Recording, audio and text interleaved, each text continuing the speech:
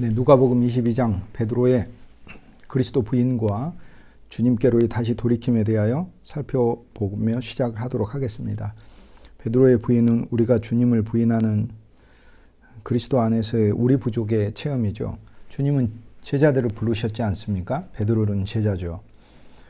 베드로가 주님을 부인하는 것 자체가 그리스도의 교육 과정입니다. 주님은 실패를 통해 제자들을 교육하고 있습니다. 베드로를 부르신 이유는 사람 낚는 업으로 부르신 것인데 그리스도는 복음의 업으로 베드로를 부르셨기 때문에 복음을 전파해야 하는 것이죠. 가정해 보십시다. 이미 말씀드렸듯이 베드로가 그리스도를 여기서 3번 부인하지 않고 오히려 시인했다고 해보겠습니다. 십자가를 지시게 되는 그 그리스도, 고난을 겪으시는 그 그리스도 앞에서 베드로가 요종이 자기에게 와서 너 예수와 함께한 사람이지? 라고 물었을 때 나 예수와 함께한 사람이야. 자신 있게 대답하고 그 다음 한 남자가 와서 물어볼 때 너 그 도당이지? 그 파지? 이렇게 물어봤을 때 맞아. 나는 예수와 함께한 자일 뿐만 아니라 예수와 함께 여러 일들을 계획하고 도모하고 그리스도의 비전을 갖고 사는 사람이야 라고 오히려 시인했다고 하고, 3번째도 역시 너 갈릴리에서부터 온 사람이지? 그럴 때 처음부터 나는 그와 함께 있었어 라고 오히려 시인했다고 해보겠어요. 그리고 예수님의 복음을 베드로가 전하게 될 때 베드로는 무엇을 전할까요? 베드로는 자기 의의를 전하겠죠. 베드로는 사람들에게 아마 그렇게 전할 겁니다. 당신들은 다 도망갔지? 나는 도망가지 않았어. 예수님을 믿는다는 것은 이런 거야 라고 전파하겠죠. 여러분, 오늘 우리가 믿음이라고 부르는 것을 오늘 우리의 신념과 우리가 착각하는 경우가 정말 많거든요. 우리가 생명이라고 부를 때는 주 예수의 생명을 말합니다. 아담의 생명을 말하는 것이 아닙니다. 아담의 생명은 다 가지고 있습니다. 아담의 생명은 예수를 안 믿어도 다 가지고 있는데 주 예수의 생명은 영원한 생명, 신성한 생명, 하늘에서 우리에게 온 생명이죠. 그런데 오늘 우리가 복음을 믿을 때도 타고난 생명으로 복음을 믿어, 시작이죠. 믿어. 그 다음 신성한 생명으로 그분의 사역을 수행하고 그분을 믿는 믿음조차도 이 신성한 생명 안에서 수행되어야 하는 것을 성경은 보여주고 있습니다. 이 이유로 베드로는 무엇을 설교할 수 있을까요? 베드로가 주님을 3번 부인하고 주님에 의해서 회복된 이후에 베드로는 무엇을 설교할 수 있을까요? 자기의 의의를 설교할 수가 없습니다. 나는 이렇게 잘 믿은 사람이야. 나는 이렇게 대단한 사람이야. 당신들은 다 도망가지만 나는 이런 일을 한 사람이야. 라는 것을 말할 수 없죠. 오히려 베드로는 무엇을 전파하겠습니까? 그리스도 예수의 용서를, 그리스도 예수의 사랑을 전파할 수밖에 없는 것입니다. 베드로의 구주를 3번 부인한 그 이야기에 대상자들이 직접 부인하게 하잖아요. 그런데 그 대상자들이 여자가 등장하고 남자가 등장하고 그렇죠. 그런데 주님께서 이 베드로의 이 부인을 통해서 오늘 우리가 진정으로 그리스도 예수 그분이 아니면 여기에서 등장하는 여종도 그렇고 남종도 그렇고 그 다음에 또 귀를 베은 사람의 친척이 또 등장을 하죠. 한 면에 있어서는 여기에 쓰인 여자라는 단어가 아담의 아내 하와에게 쓰인 여자란 단어와 같은 단어이니까 하와도 아담도 그리고 그 자손들인 그 가인도 전부 다 죄악된 사람들이거든요. 그 그리스도를 붙잡은 죄악된 사람들과 베드로의 만남은 단순히 예수님을 따르는 한 제자와 또 예수를 팔려고 하는 죄인의 만남만은 아니에요. 이것은 사명을 가진 사람과 사명의 대상의 만남이에요. 무슨 말입니까? 지금 이 사람들은요, 이제 며칠 있으면은, 며칠이가 해봐야 2달 정도죠. 2달 정도 후면 베드로가 하나님의 성령에 충만하고 그 과정에 또 그리스도께서 40일 동안 또 양육하시죠. 이 새롭게 하시는 과정을 거쳐서 베드로의 설교를 듣게 될 사람들이에요. 그런데 지금 여기서 베드로 설교를 미리 듣는 거예요. 그런데 베드로는 예수를 부인하는 자기 자신의 연약함을 드러내고 있는 것이죠. 자, 베드로의 사명은 사람을 낚는 어부요. 하나님의 피조물인 인간들을 본래의 창조의 형상으로 회복해야 하는 것인데 베드로의 개인적인 노력과 육신으로는 이 일을 수행할 수가 없다라는 것을 성경은 보여줍니다. 그 자신의 힘으로는 복음을 증거하는 증거자도 못 되고 사람 낚는 어부가 못 돼요. 이 어떤 사람도 낚지를 못해요. 베드로 안에 새 생명이 들어가고 새 영이 들어가고 새로운 복음이 들어가고 그리스도 예수 안에서 주님의 역사가 그를 통해 나타날 때 그는 비로소 사람 낚는 어부가 되는 것입니다. 오늘 우리는 이 베드로가 가지는 이 신앙은요, 구약의 신앙이 아니에요. 예수님을 믿는 신앙이에요. 여러분 보세요. 예수를 십자가에 못 박는 그 많은 율법의 사람들, 바리새인 서기관들만 있는 게 아니에요. 또 바리새인 서기관과는 달리 율법을 전혀 알지 못하는 죄악의 사람들, 이방의 사람들도 있어요. 빌라도와 로마 군인들도 있어요. 그리스도의 죽음에는 모든 사람들이 합력하여 악을 이루고 있어요. 그리스도를 십자가에 못 박는 악을 믿는 사람이든 안 믿는 사람이든 하나님을 믿는 사람이든 안 믿는 사람은 다 동원되고, 심지어 예수를 믿었다고 하는 유다나 베드로까지도 실은 그리스도를 못 박는데 다 동원되고 있는 것이다. 그리스도를 부인하고 저버린 죄도 등장해요. 예수를 못 박는 죄도 있지만 예수님을 부인하는 죄도 우리가 등장하는 것을 알 수 있습니다. 자, 이것은 무엇을 이야기할까요? 구약만이 아니라 베드로는 그리스도를 알잖아요. 예수님을 따른 제자잖아요. 우리가 신약도 내 힘과 내 노력으로 증인된 사역을 수행하는 그러한 말씀이 아님을 우리에게 보여주고 있어요. 신약이라 할지라도 내 힘과 내 노력과 내 신념으로 믿는다면 그것이 실패하는 율법이다라는 것을 보여주고 있습니다. 저와 여러분은 우리가 구주를 따른다고 생각하십니까? 주님은 앞서가는데 우리가 따른다고 생각하시나요? 진정 우리가 주를 따른다고 하지만 본질은 주님이 우리 손을 끌고 우리 인생길을 가는 것입니다. 그러므로 베드로의 부인은 모든 신자가 신약의 그리스도의 법을 안다 하더라도, 주님과 함께 있었잖아요. 안다 하더라도 이것을 자신의 스스로의 힘과 노력으로 이것을 지킬 수 없음을 보여주고 있습니다. 베드로에게는 진실로 하나님께서 나는 부인 안 해야지 라는 결심이 베드로에게 필요한 게 아니고, 베드로에게는 그리스도의 새로운 영과 아담의 자기 노력을 끝내시는 새로운 생명이 베드로에게 부어져야 하는 것이죠.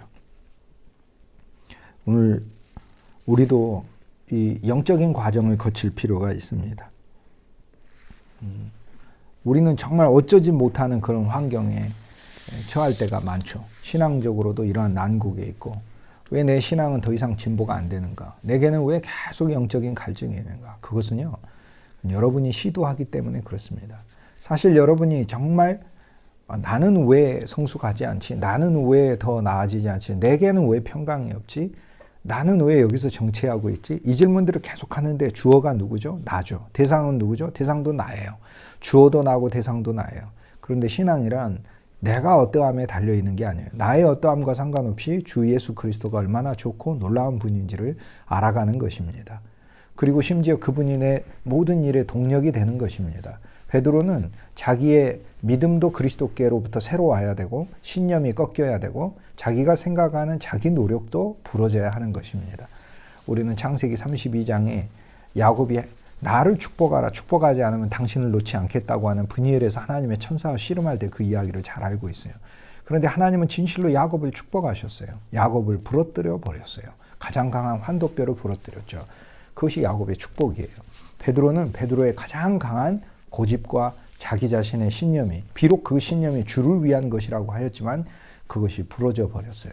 우리가 이것이 부러지고 나서 우리는 이제 앞으로는 베드로는 무엇인가 단단한 결심을 말하기가 어려워졌을 것입니다. 이것이 부러진 사람의 모습입니다. 야곱이 절며가는 것이, 그것이 약한 중에, 우리는 약한 중에 하나님의 강함이 등장하게 되는 최선의 최적의 환경을 체험하기 때문에, 그래서 야곱에게도 축복이고 부러진 베드로에게도 부러짐 자체가 축복인 것이지요. 우리가 주님을 믿고 살다가 이런 베드로의 경험을 많이 만나게 됩니다. 내 뜻대로 주를 믿지 못하게 되고 내 스스로 넘어지기도 하고 그렇습니다. 내 안에 영적인 갈증들도 많고 그래요. 답은 딱 하나입니다. 영원한 생명을 체험하는 것밖에 없어요. 생명의 체험을 하고 그리스도를 생명으로 믿는 것밖에 없어요. 그래서 주님께 강력히 소망해야 해요. 생명을 내게 체험하게 하소서. 그리고 내 힘과 내 노력으로 내가 사람을 바꿀 수 없습니다 라는 걸 그리스도 앞에 고백해야 돼요.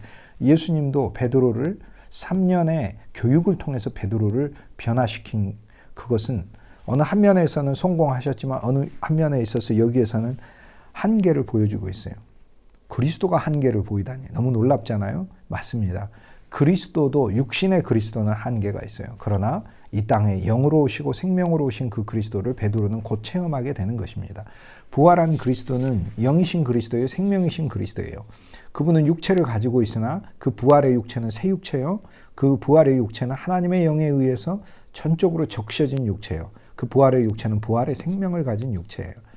그 부활 생명을 가진 육체가 베드로를 가르치고 그다음 그 베드로 안에 그리스도의 영이 가득하게 되었을 때 이제 베드로의 사역은 베드로가 하는 것이 아니라 그리스도가 하는 것이죠. 세 사람의 부인을 통해 그 등장하는 그 대상은 창조 섭리 아래서 회복돼야 될 아담과 하와와 가인 같은 첫 사람들의 옛사람의 죄악된 모습, 죄악된 존재 자체입니다. 그러나 오늘 우리가 그들을 주께 인도하기 위해서 사역하지만 우리의 힘과 노력으로 할 수 없다는 사실을 우리가 깨닫는 거죠.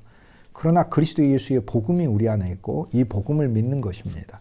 오늘 우리는 우리의 의의를 자랑하는 것이 아니라 우리의 의의는 그리스도의 의니까 그리스도의 의를 자랑하고 그리스도의 용서가 얼마나 놀랍고 큰지를 전파하고 알려줄 때 그때 오늘 우리들은 진실로 베드로의 실패가 오늘 우리들에게 실패도 있었지만 오늘 우리들은 오히려 우리의 실패가 우리에게 복이 되었음을 하나님 앞에 증거할 수 있게 되는 것이죠.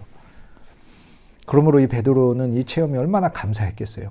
아, 나의 신념의 실패, 나의 신념의 꺾어짐은 너무나 감사하다.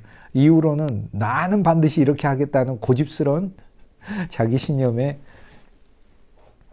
그런 모습들이 주관적인 자기 자신의 그 관념 안에 빠져 있는 그 모습들이 이제는 없는 것이죠. 주님이 부러뜨렸으니까요. 우리는 십자가의 사건에 이것이 등장한다는 것, 결국 십자가는 우리의 고집과 관념과 우리의 신념을 꺾는 사건임을 알려주고 있습니다. 그리스도께서 그 다음에 제사장에게 끌려가셔서 대제사장에게 끌려가시죠. 그래서 그곳에서 신문을 받게 되십니다. 22장 66절 이후 말씀부터 보면은 이르시되 내가 그리스도이거든 우리에게 말하라. 대답하시되 내가 말할지라도 너희가 믿지 아니할 것이요 내가 물어도 너희가 대답하지 아니할 것이니라. 라고 이렇게 얘기합니다. 날이 샘에 백성의 장로들 대제사장 서기관이 모여서 예수를 공회로 끌어들이죠. 이제 날이 새에서 본격적인 공회가 열리게 됩니다. 사내들인 공회가 열려요. 이 공회가 열리기 전에 가야바의 집에서 대제사장과 그리고 작은 공회가 열려서 예수님이 신문을 받았습니다. 그리고 그 신문을 받았을 때 그리스도 예수는 고초를 당하셨죠. 매도 맞으시고 모욕도 당하시고 예수님을 희롱하고 때리고 그랬죠. 이것이 사실 우리 죄의 본질이에요. 하나님을 희롱하고 하나님을 때리는 거. 그게 제일 큰 죄예요. 여러분 십자가에서 제일 큰 죄 무슨 죄를 보시나요? 우리 앞에 있는 하나님을 희롱하고 조롱하는 죄예요. 오늘 우리들도 주 예수 그리스도를 희롱하고 조롱하는 죄를 많이 짓습니다. 믿으면서도 지어요. 여러분 그리스도가 얼마나 놀랍습니까? 만입이 여러분에게 있고 나에게 있으면 우리가 해야 될 일은 주 예수 그리스도를 찬송하는 일이 돼야 되겠죠. 주님을 날마다 찬송하지 않는 것도 우리가 사실 주님을 조롱하는 일이 된다. 이렇게 얘기할 수 있습니다. 22장 65절에 많은 말로 구주를 욕하더라. 구주는 이 많은 욕을 받으시고 그 다음에 선지자 노릇하라 라고 하시면서 조롱을 당하시죠. 사실 여기에서 우리가 구주를 어떻게 대우하는가라는 게 보여지고 있어요. 오늘 우리는 하나님을 믿는다고 하면서 여기 있는 사람도 하나님 믿는 사람들이에요. 대제사장, 안나스, 가야바, 사내들인에 있는 바리새인 서기관들, 성경을 잘하는 사람들이에요. 오늘 그리스도의 십자가 안으로 우리가 더 들어갈수록 우리는 지금 종교로 믿는가 그리스도를 실제와 진리로 그리고 생명으로 믿는가에 대하여 본질적인 질문을 던져야 돼요. 그리고 오늘 우리들에게 이 종교성은 끊임없이 있어요. 우리가 교육받았기도 하지만 우리의 본성으로부터 종교성은 나오기도 합니다. 오늘 우리들은 구주 예수를 이렇게 이용하고 있어요. 예수님 눈 가리고 누가 예수님 때렸습니까? 예수님을 점쟁이 취급하고 내 운명을 맞춰보라. 내가 당신에게 한 일이 무엇인지 맞춰보라 라고 예수님을 그러한 존재로 취급하고 있습니다. 오늘 구주 예수의 복음이요. 예수님을 마치 무당의 총 지도자처럼 대우하면서 그렇게 복음을 이해하고 복음을 그런 정말로 유치하고 저급하고 하나님이 가증스러워하는 수준으로 끌어내린 경우들이 있어요. 예수님을 눈 가리고 누가 당신을 때렸나요? 그거 맞추는 겁니까? 여러분의 인생에 내년에 뭔 일이 일어날지 예수님이 맞추는 게 예수님이 그런 분인가요? 아니면은 예수님이 지금 내가 하고 있는 일에 이래야 됩니까? 저래야 됩니까?를 날마다 물으면서 있는 분들이 있어요. 예수님이 그런 거 맞춰주시는 분인가요? 그리스도 예수는 우리 안에 생명이고 이 생명은 모든 우리 삶 자체를 이끌어가고 계시는 분이에요. 이런 일 저런 일 자체를 내가 하나하나 단순히 묻는 그리고 그 질문을 받고 이것입니까 저것입니까 그 대답하는 그 이상의 존재이셔요. 그분은 만세전에 나를 계획하셨고 이 땅에 보내셨고 나를 끌고 가시고 그분의 목적대로 나를 이 땅 안에서 그분께서 사용하실 거예요. 그리고 그분의 모든 풍성과 축복을 우리에게 부으실 거예요. 오늘 우리들은 그리스도 예수를 종교로 대우하면서 주님의 눈을 가리고 그게 무슨 얘기겠어요? 우리 성경 안에 그리스도를 볼 수 있는 수많은 부분들을 오히려 가리고 있어요. 우리가. 창세기에서 그리스도가 있잖아요. 1장 1절부터 그리스도가 있잖아요. 태초에 하나님이 천지를 창조하시니라. 거기 그리스도가 있어요. 어디 있죠? 하나님이 있죠. 하나님만이 아니에요. 태초도 그리스도예요. 주님이 자기가 시작이라고 하셨으니까. 주님은 오늘 우리에게 시작으로 오신 분이에요. 처음으로 오신 분이에요. 그분은 알파로 오신 분이에요. 하나님이시잖아요. 우리가 하나님 할 때 부르면 그 대상이, 들으시는 대상이 그리스도세요. 그리스도가 최종이에요. 그리스도가 최종이라 아버지가 최종인 것 같지만 아버지께서는 그리스도에게 가 계시기 때문에 결국에 내가 아버지가 최종인 줄 알았는데 아버지가 그리스도에게 가 계심으로 그리스도가 최종이 되는 거예요. 그리스도는 처음도 만나지만 그리스도는 가장 마지막도 되는 거예요. 그리스도는 하나님이셔요. 하나님. 여기 하나님을 모욕하고 하나님을 맷때리고 하나님을 주먹질하고 하나님을 희롱하고 하나님을 옷 벗기고 하나님을 못 받고 그러고 있어요. 그리고 그 하나님을 불쌍히 여기고 있고 그래요. 불쌍히 여기는 것 자체도 우스운 거예요. 그러니까 주님이 날 불쌍히 여기지 말라고 했어요. 이 십자가는 너희를 위한 공로니 너희는 너희와 너희 자녀들을 위하여 울라고 말씀하셨어요. 오늘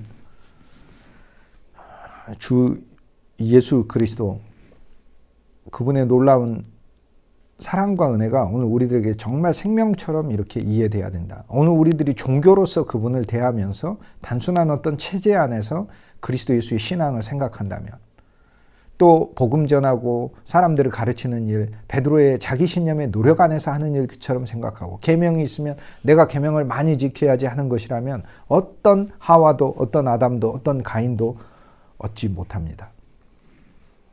그러나 우리 안에 있는 새로운 생명이 그분이 이 일을 수행하시는 거예요. 그러나 여기 또 더 큰 복음이 있어요. 그분이 우리가 어찌 되었든 그분이 일을 하셨어요.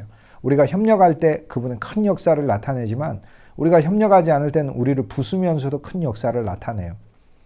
에스더가 협력하지 않으면 하나님 역사가 안 일어나나요? 아니에요. 모르드게가 뭐라고 얘기했어요?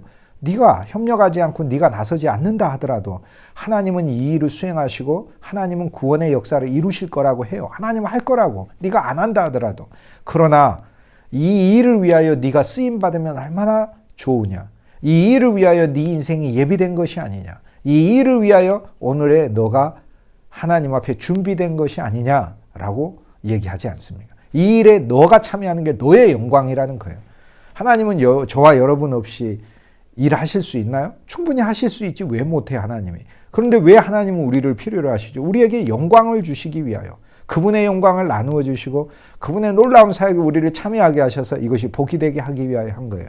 그러므로 주의 일에 여러분은 다 부르심이 있어요. 크고 작든지 간에 여러분 개인의 모든 사무에도 여러분 가정에도 여러분 친구들에도 여러분 직장에도 여러분 교회에도 여러분이 섬기는 많은 인간관계 속에 하나님은 여러분을 그리스도를 공급하는 자로 부르셨어요. 얼마나 감사하게 우리가 부름 자체도 하나님 앞에 응답해야 하는지 몰라요. 너무 감사하다. 날 불러주셔서 너무 감사하다. 라는 게 매일매일 우리가 하나님 앞에 감사로 드려야 하는 것입니다. 오늘 그리스도의 십자가에서 주님이 겪는 모든 것은 종교에서 다 종식되어야 될 요소들이에요. 종교에서 다 끝나야 될 요소들이에요. 전부 다 끝나야 되는 것입니다. 그런데 오늘 무엇이 끝나야 하죠?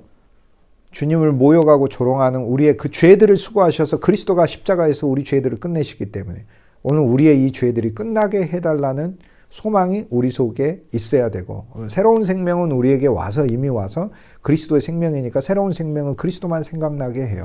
여러분이 스스로도 그리스도를 찾지만 소망하지만 그러나 여러분 속에 생명이 와서 그리스도의 생명이니까 이 생명은 생명의 표현이 저절로 나오죠. 돼지 생명이 들어오면 돼지가 저절로 나오게 돼 있잖아요.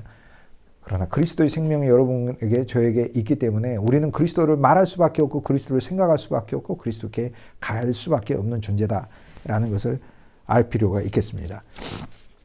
십자가에서 만나는 모든 존재는 그리스도의 예수 앞에서 심판받는 거예요. 예수님을 심판하는 것 같지만 7번의 심판이 나오잖아요. 그러나 거꾸로 그리스도에 의해서 심판받는 거예요. 십자가는 온 인류가 심판받는 거예요. 왜 그렇습니까? 십자가에 주님이 매달려 신명기 21장 23절에 나무에 매달린 자마다 다 저주를 받은 것이라. 그런데 예수님이 그럼 저주받았네. 그래서 우리가 예수님만 혼자 나무에 매달린 줄 알았더니 바울이 로마서 6장 3절 말씀에 뭐라고 말씀? 너희가 그리스도 예수 안으로 빠졌으면 침례를 받았으면 너희가 그리스도의 죽음 안으로 침례를 받은 것은 알지 못하느냐. 이렇게 얘기해요.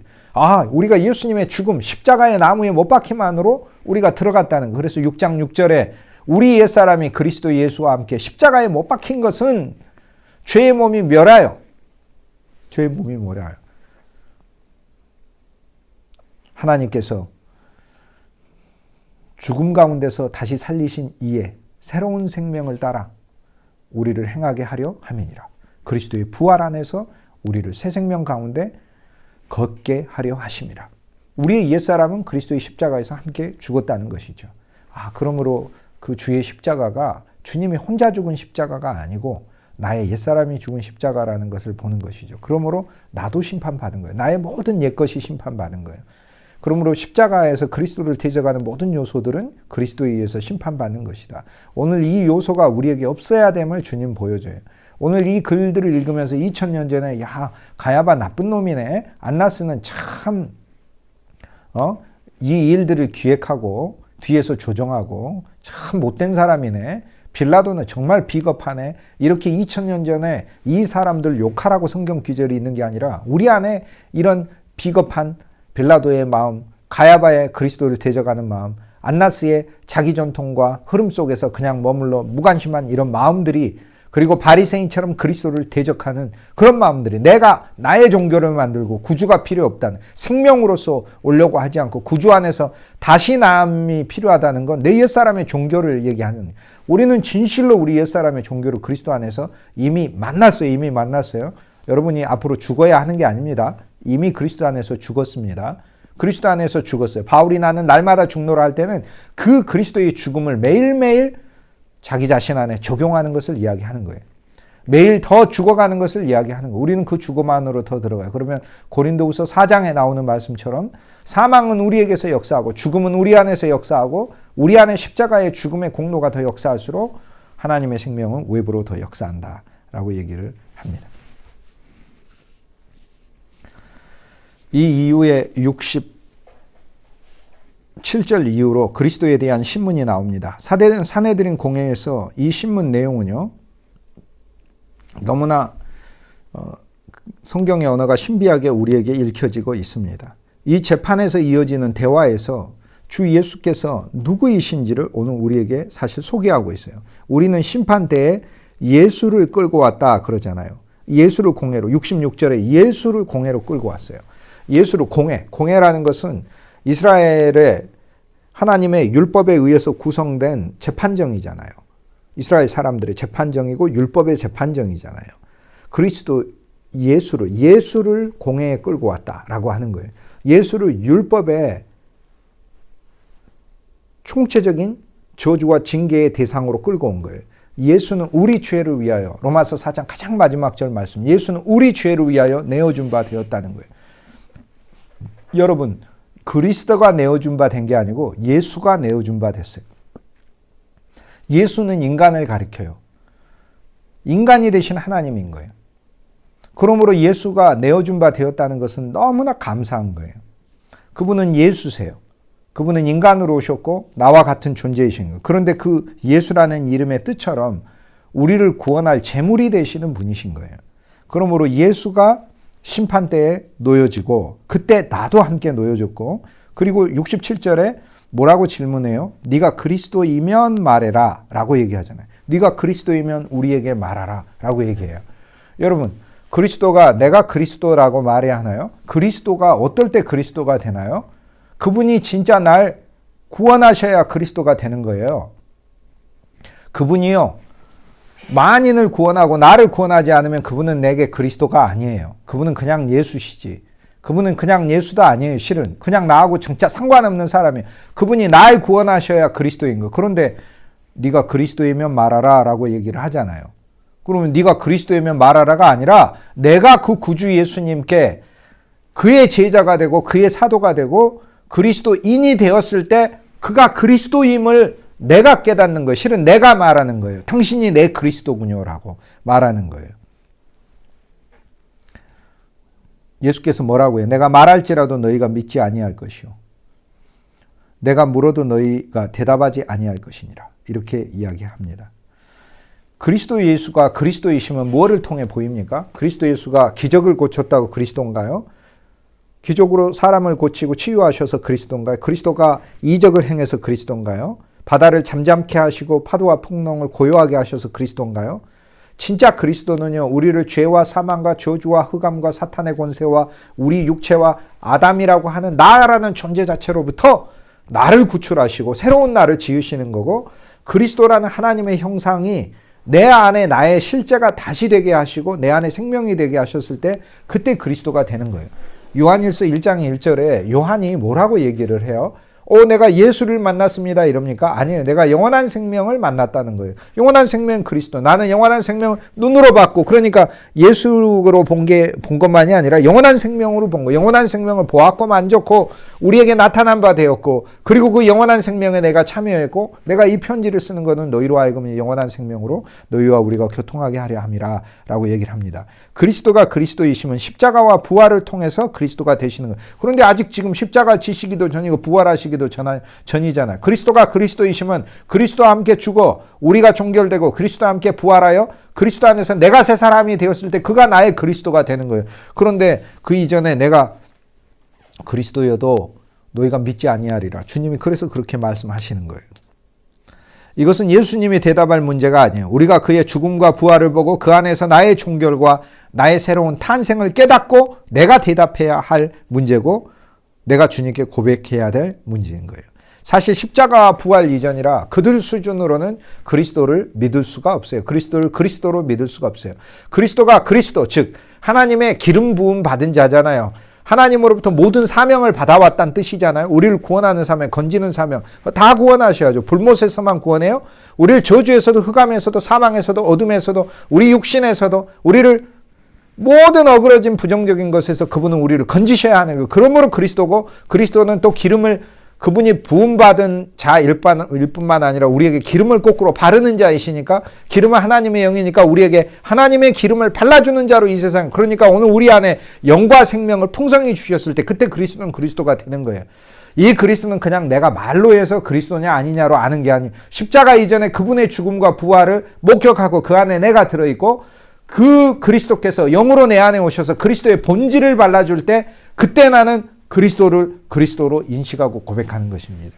그러므로 주님께서 내가 그리스도다 이렇게 얘기를 하시는 거예요. 오늘 예수가 끌려 들어왔죠. 그 다음은 그리스도가 누구인지 우리가 알아야 된다고 얘기하죠. 69절에 그런데 주님이 뭐라고 말씀하셔요? 네가 그리스도냐 그랬더니 내가 너희에게 말하여도 너희가 믿지 아니할 것이요. 내가 물어도 너희가 대답하지 아니할 것이라. 불신의 사람들이 그리스도인지 아닌지도 잘 모른다라고 주님께서 이야기를 하시고, 그 다음에는 이렇게 얘기하셔요. 인자가 하나님의 권능의 우편에 앉아 있으리라. 인자가 하나님의 권능의 우편에 앉아 있으리라. 이렇게 얘기해요. 인자가. 자, 예수가 등장하고 그리스도가 등장하고 인자가 등장해요. 자, 이 안나스와 가야바 수준의 그리스도는 로마로부터 우리들을 건져줄 자, 이 정도 수준으로 생각해요. 그런데 주님께서는 뭐라고 말씀하셔요? 그 정도가 아니야. 실은 나는 인자야. 사람의 아들이야. 그런데 하나님 우편에 앉아. 라고 얘기를 해요. 이건 진짜 엄청난 말씀이에요. 여러분, 하나님의 아들이 하나님 우편에 앉는 건 당연한 거예요. 하나님의 아들이니까. 그리고 그리스도가 하나님 우편에 올라가도 당연해요. 왜냐하면 본래 미션을 하나님으로부터 수행받을 정도로 위임받을 정도로 하나님의 선택한 자니까. 그런데 사람과 사람의 아들이, 인자는 사람의 아들이 아담의 아들이에요. 아담의 아들이 하나님 우편에 어떻게 하냐. 이거 우주에서 처음 있는 사건이에요. 그런데 이것이 예수 그리스도를 통해 일어나요. 그리스도가 성육신하기 전에도 하나님의 우편에 앉아 있었는데, 그리스도가 성육신하기 전에 하나님 우편에 앉아 계셨을 때는 인자로 앉아 있는 게 아니라 하나님으로 앉아 있거나 하나님의 아들로 앉아 계시는 거예요. 그리스도로 앉아 있는 게 아니에요. 그분이 이 땅에 보내졌을 때 그리스도로 앉아 있는 거고요. 그 그리스도가 사람으로서 이 땅에서 사시고 승천하셨을 때 인자, 사람의 아들이 비로소 하늘에 처음 들어가는 사건이 되는 거예요. 그러니까 여기서 이제 바리새인 서기관 대제사장은 경악할 수밖에 없죠. 네가 그리스도냐 이렇게 말을 했더니, 야, 사람의 아들이 하나님의 우편에 올라가는 일을 하기 위해 내가 왔다라고 얘기해요. 나는 사람의 아들이야. 그런데 나는 하나님의 우편에 올라간다는 거예요. 여기서 주님은요, 사실 자신의 놀라운 복음을 말씀하시죠. 예수가 심판대에 끌려왔다. 내가 너희에게 제물이 되었다. 내가 그리스도여도 너희가 믿지 아니할 것이요. 그러나 내가 그리스도임을 내가 지금 말하여도 믿지 아니하지만, 왜? 십자가와 부활 전이니까. 그러나 십자가와 부활을 통과하여 하나님의 영이 그들로 하여금 그리스도를 깨닫게 하시는 거예요. 우리는 죽음과 부활을 통과하여 우리는 그리스도를 믿잖아요. 그런데 그리스도를 믿는데 거기에서 하나 더 나아가 이분은 인자라는 거예요. 사람의 아들이신. 그런데 어떤 인자예요? 하나님 우편에 앉는 인자예요. 그분이 하나님 우편에 앉으면 사람의 아들인 우리도 하나님 우편에 앉는 것이에요. 주님은 여기서 당신의 사역을 더 넓고 크게 말씀하고 계셔요. 그러면 그들이 뭐라고 해요? 다 이르되, 그러면 네가 하나님 아들이냐? 결국 사람의 아들이 무슨 아들이 된 거예요? 하나님 아들이. 왜 하나님 아들만 하나님 우편에 앉는데 사람의 아들이 하나님 우편에 앉는다니까? 그러면 자연적으로 사람의 아들은 하나님의 아들이 되는 거예요. 그러므로 여기서 주님은 실은 자신이 어떤 존재인지 다 얘기해요. 너희들이 생각하는 정치적인 메시아 그 수준만이 아니야. 나는 예수고, 나는 하늘의 위임을 받은 그리스도고, 내가 말하는 이 그리스도, 내가 놀라운 공로를 펼칠 십자가의 죽음과 그 부활과 승천을 다 체험하고 너희들에게 선물할 그 그리스도임을 내가 지금 너희에게 말해도 너희가 믿지 아니에요. 왜냐하면 악심 아래 있고 하나님의 영이 와서 믿게 해야, 그리스도의 영이 와서 믿게 해야 그들은 믿는 거예요. 그들 스스로도 믿는 차원이 아니에요. 그분은 예수요, 그분은 그리스도요, 그분은 인자예요. 그러니까 그럼 네가 하나님의 아들이냐? 라고 묻죠. 그러니까 주님께서 내가 그다라고 말씀하셔요. 하나님의 아들이신 거예요. 그런데 대답을 하실 때 에고 에이미라고 대답을 하셨어요. 이 에고 에이미라는 말은 나는 이다라는 말이에요. 에고 에이미, I am 이라는 말이에요. 나는 이다. 여러분, 야훼라는 여호와 하나님의 이름이 있잖아요. 히브리어 요드헤 바브헤라는 야훼라는 이 야훼, 여호와, 야훼 하나님이라는 이 이름의 뜻은 I am이에요. I am, I am이에요. I am, 나는 이다. 이거를 헬라어로 에고 에임이라고 불러요. 나는 이다. 나는 이다. 예수님이 나는 이다 라고 얘기를 했을 때 여기서 복의적으로 한 가지 의미가 아니라 다중의 의미로 말씀해요. 나는 그리스도이기도 하고 하나님 아들이기도 해요. 그런데 에고 에임이 그러므로 나는 여호와다 라고 실은 선언하시는 거예요. 그러므로 우리가 어찌 더 증거를 요구하리요? 라고 얘기해요. 여기 예수님의 그 신분에 따라 그와 함께 연합하여 우리가 어느 위치까지 올라가는가라는 걸 알 수 있어요. 그분은 낮아진 예수로 오셨어요. 이 예수가 우리에게 그리스도 사역을 하시는 거예요. 십자가의 죽음과 부활과 승천을 거쳐서, 그리고 이분은 인자로서 하늘에 올라간 인자가 되는 거예요. 이분은 본래 인자였지만 이제 하늘에 올라간 인자, 즉 사람이 올라가게 하시기 위하여 그분은 사람이 되신 거예요. 그분이 사람으로서 하늘에 가신 건 내가 간 거고 여러분이 간 거예요. 인자가 하나님 우편에 올라가 있고, 그러면 하나님의 아들이냐? 이렇게 됐을 때 이제 우리들은 사람의 아들이며, 즉 사람의 아들이죠. 사람의 아들이며 하나님의 아들이 되는 거예요. 하나님의 아들은 하나님의 모든 생명과 하나님이 가진 모든 본질과 요소와 속성을 다 소유하게 되는 사람이에요. 하나님으로부터 상속을, 하나님에 속한 것 모든 걸 다 받는 사람이에요. 그리고 예수 그리스도가 여호와 하나님 자체가 되시는 거예요. 오늘 그리스도 예수는 이 십자가의 심판대에 본인이 신문받는 과정에 본인이 누구인가를 다 말씀하시면서 이 정체성을 밝히시고 정체성을 신문하는 모든 자들이 오히려 하나님의 심판대에 서 있음을 우리에게 알려주고 있습니다. 그리스도의 신문에 대해서 보도록 할게요. 여러분 이제 이거를 여러분이 이거는 외우셨으면 좋겠어요. 아니 간단하니까 그렇게 어렵지 않아요. 예수님의 신문은 7번 총 있었어요. 7번. 7번 예수님이 신문 받으셔요. 재판으로 하자면 7차 재판까지 갔다. 이렇게 얘기했어요. 제일 첫 번째. 안나스에게 예수님은 끌려가세요. 안나스는 대제사장인데 은퇴한 대제사장. 강제로 은퇴된 대제사장이에요. 로마에 의해서 AD 16년경에 끌어내려졌어요. 그리고 그의 사위 가야바가 대제사장이 돼요. 그리고 나중에는 그의 아들들이 대제사장이 됩니다.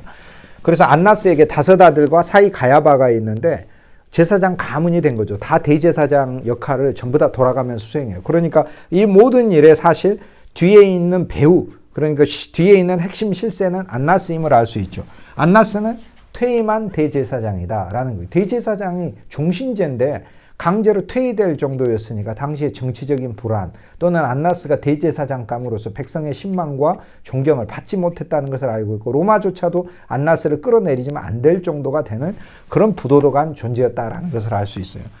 자, 그래서 안나스에게 주님이 제일 먼저 가는 거예요. 이제 아시겠죠? 왜 안나스에게? 왜냐하면 안나스가 제일 높은 사람이거든요. 예루살렘에서.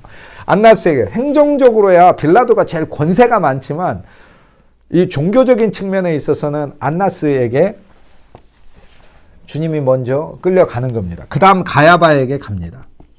가야바에게서 기초신문을 받아요. 그 다음 3번째 가야바가 급히 사내들인 공의회, 소의회를 소집을 해요. 이래서 소공회가 열려요. 소공회. 작은 공회가 열려요. 작은 공회가 열려서 여기에 몇 명의 바리새인들과 서기관들이 모여서 예수를 추궁하고 신문합니다. 그 다음 이른 아침에 되었을 때 누가복음 23장에 보면 본격적으로 사내들인이라고 하는 대공회가 열려요. 그래서 70인이 모여서 본격적인 안건을 심사합니다. 예수 그리스도에 대하여 재판을 하게 됩니다. 이것이 4번째. 그 다음 사내들인에서 결의를 해요. 예수를 사형시키기로. 그런데 실제적인 행정적인 집행은 로마의 허락을 받아야 되기 때문에 빌라도에게 넘기기로 하고 빌라도에게 데려갑니다. 그래서 5번째 빌라도. 6번째 빌라도는 예수 그리스도를 받아봤더니 갈릴리에서 왔기 때문에 헤롯에게 가야 된다라고 얘기를 해요. 그래서 헤롯에게 보냅니다. 그런데 헤롯은 예수를 만나고 싶어 했죠. 기적 보려고 만나고 싶어 했어요. 육신적으로 예수 그리스도를 믿고자 하는 자에게는 주님은 한계가 있어요. 그리스도에 대한 소문만 듣게 하시지 구주 예수 그리스도 그분의 참 기적은 십자가와 부활이잖아요. 그런데 앞에다 불러놓고 기적을 행해보라라고 조롱하는 것이죠. 여러분 그리스도의 십자가와 부활만큼 우주적 기적이 없잖아요. 그 다음 7번째 다시 빌라도에게 왔다라고 얘기를 하죠. 다시 빌라도인데 엄밀히 이야기하면 빌라도만이 아니에요. 모든 사람이 다 모여요. 이래서 이것은 전체 총회입니다. 전체 총회. 여기에는 대제사장들도 함께 참석합니다. 다 참석하고 전부 다 와요. 다 모인 거예요. 이게 7번째 총회예요. 자, 그리스도 예수는 7번 신문 받으셨어요. 안나스, 가야바, 작은 사내들인, 큰 사내들인, 빌라도, 헤롯, 그리고 다시 빌라도. 그런데 이 빌라도 마지막 7번째 빌라도는 빌라도 개인이 아니라 여기에는 모두가 다 모였어요.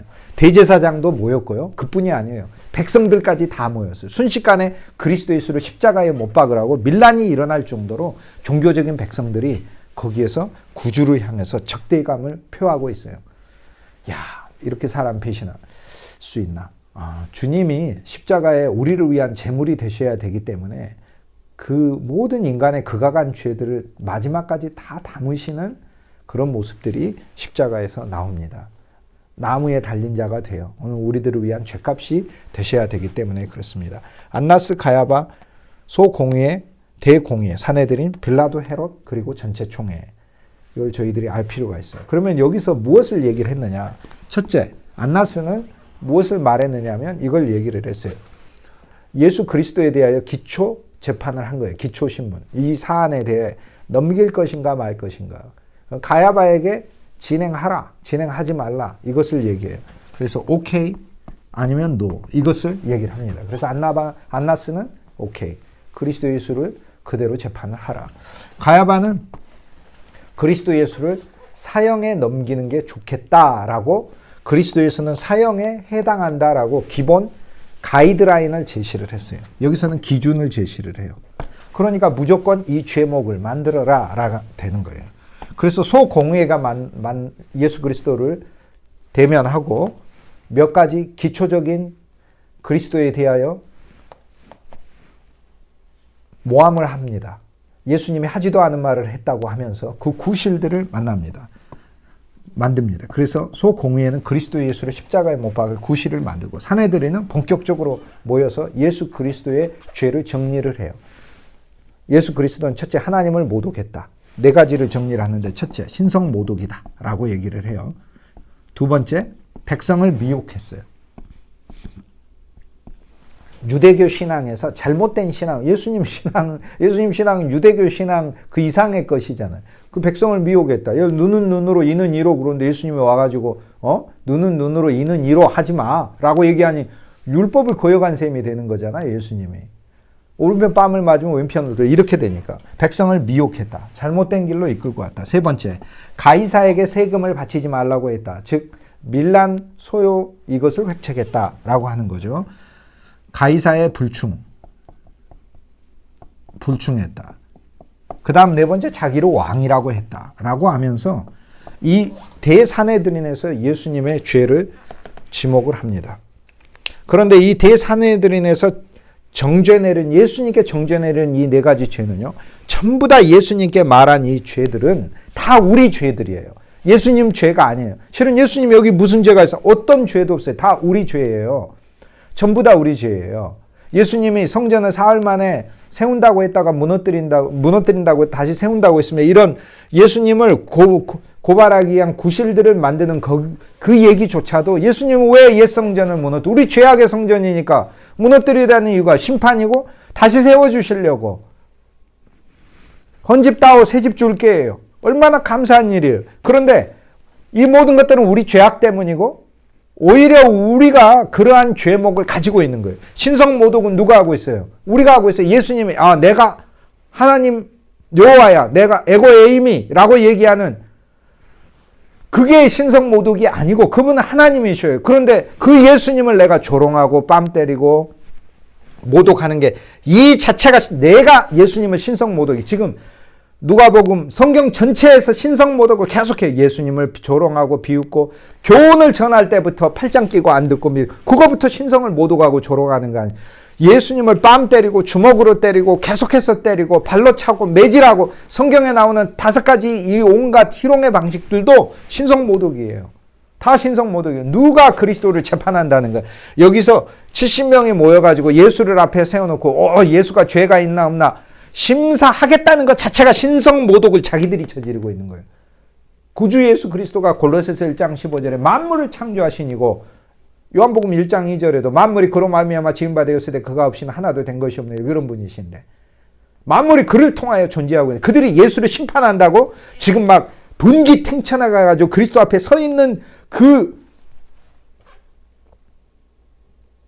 상태조차도 그리스도 예수가 숨을 불어넣어줬기 때문에 육신의 숨을 지금 유지시켜주고 있기 때문에 예수님도 못 박는 거예요. 예수님을 못 박는 죄도 예수님이 그 사람 지금 살려두고 있기 때문에 예수님을 십자가에 못 박는 거예요. 누가 누구를 신성모독한다는 거예요. 백성을 미혹하게 했다고요? 백성을 미혹하게 한 죄? 다 마찬가지. 지금 오히려 백성은 이들이 미혹하게 하고 있어요. 이 부분에 있어서는 누가복음 23장 갔을 때 더 자세히 살피도록 할 거예요. 하나하나 세밀하게 지금은 여기서는 이 부분을 살피는 것은 아니니까 누가복음 23장 초반 부분에 그리스도의 죄목들에 대한 게 나옵니다. 일단은 그리스도의 죄목, 빌라도에게 가서 이 죄목을 그대로 말을 합니다. 그러나 빌라도는 3번이나 그에겐 죄가 없다. 그에겐 죄가 없다. 나는 죄를 찾을 수 없느니라. 이렇게 얘기해요. 그리고 헤롯은 예수를 불러서 희롱하고 조롱합니다. 헤롯의 조롱은 색다른 조롱이에요. 기적을 행하봐라 라는 조롱이에요. 그 다음 빌라도와 전체 총회가 모여서 결국에는 예수 그리스도를 십자가에 못 박기로 결의합니다. 빌라도 역시 밀란이 날까로 두려워하고 그 다음 백성들의 소리를 이기지 못합니다. 한 개인이 아무리 구주에 대해서 의로운 생각을 가지고 있다 하더라도 세상과 그리고 종교의 주님에 대한 잘못된 관념을 이길 수가 없다. 우리 개인으로는 이길 수가 없다라는 것을 보여주고 있어요.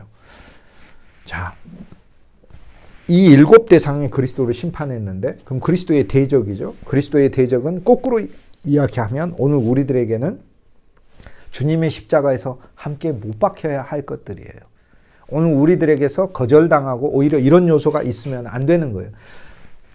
오늘 우리들에게는 이제 십자가에 못 박히신 그리스도가 한 번 구속을 영원히 성취해서 있으니까 이제는 십자가의 그리스도를 구속의 공로로 누리며 반대로 구주를 십자가에 못 박았던 이런 모든 어그러진 본성들이 주님 안에서 십자가에 못 박혔다는 사실을 볼 필요가 있어요.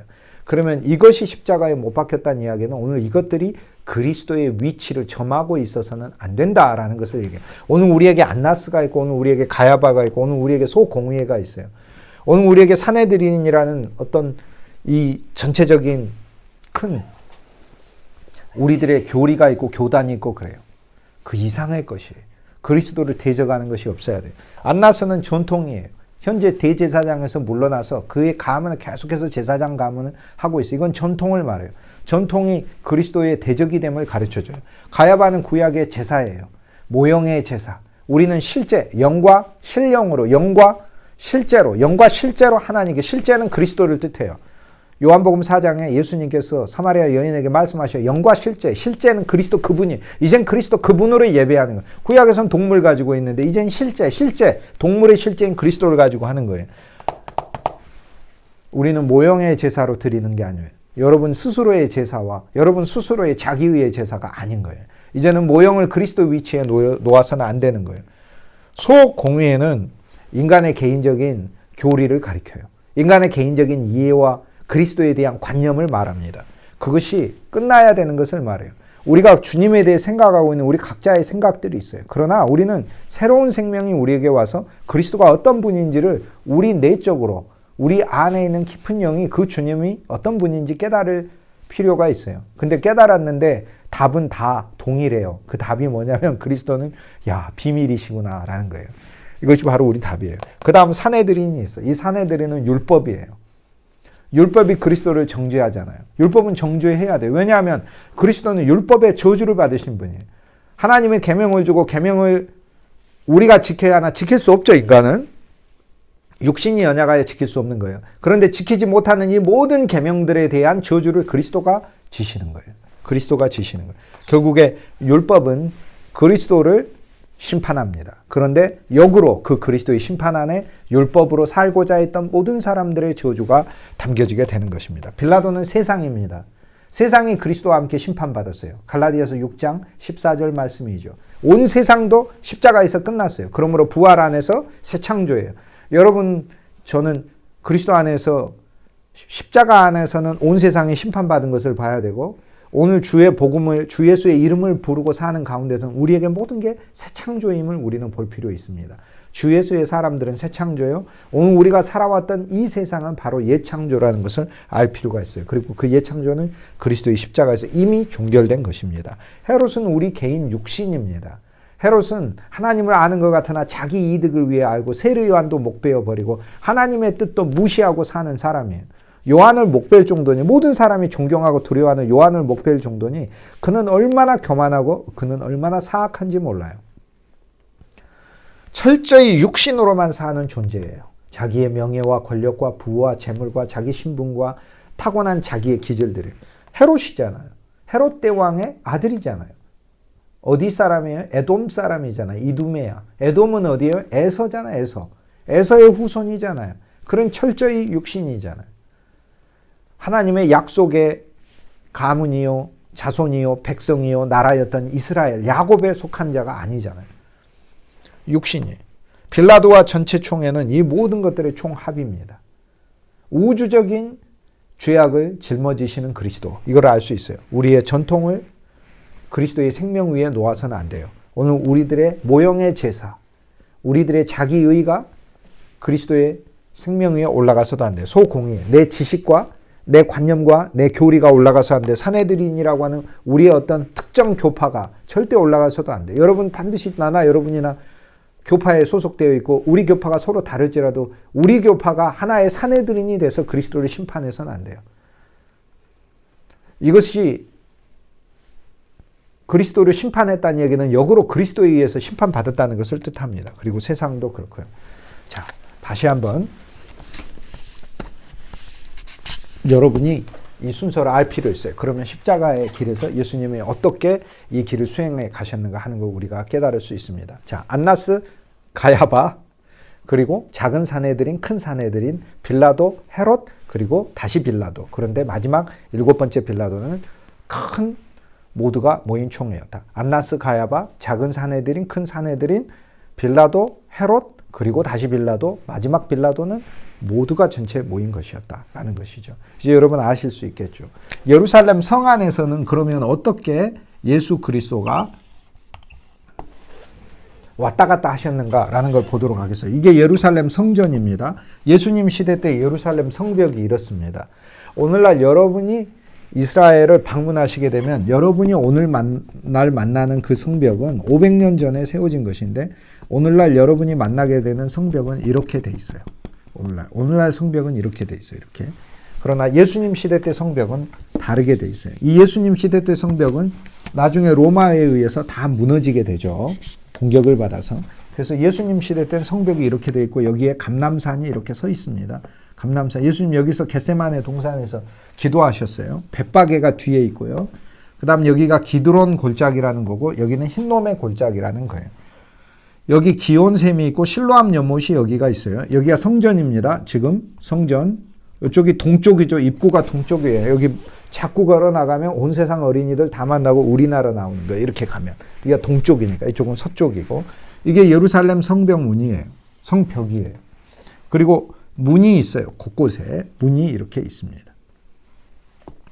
자, 여기에서 예수님은 제일 먼저 안나스의 집에 갔죠. 안나스의 집은 이쪽에가 있었어요. 이 지역이 약간 고지대라 전망도 좋고 부자들이 많이 사는 그 구역이에요. 여기 안나스의 집이 있고 그 옆에 가야바의 집이 있어요. 그러니까 1번 안나스에게 가셨다. 2번 다시 가야바에게 가셨다. 가야바의 집에서 소공의회가 열렸다. 소공의회가 몇몇 핵심자들 가야바하고 같이 있는 몇몇 임원들이 모였겠죠. 그 다음 그 임원들이 전체 회의를 갖자라고 했겠죠. 그래서 전원회의에 회부를 했죠. 전원회의에 회부를 하면 어디서 열려요? 성전 안에 있는 이 예루살렘 성전 옆에 보면 큰 거기에 돌을 다듬어 가지고 홀로 만든 미팅홀이 있어요.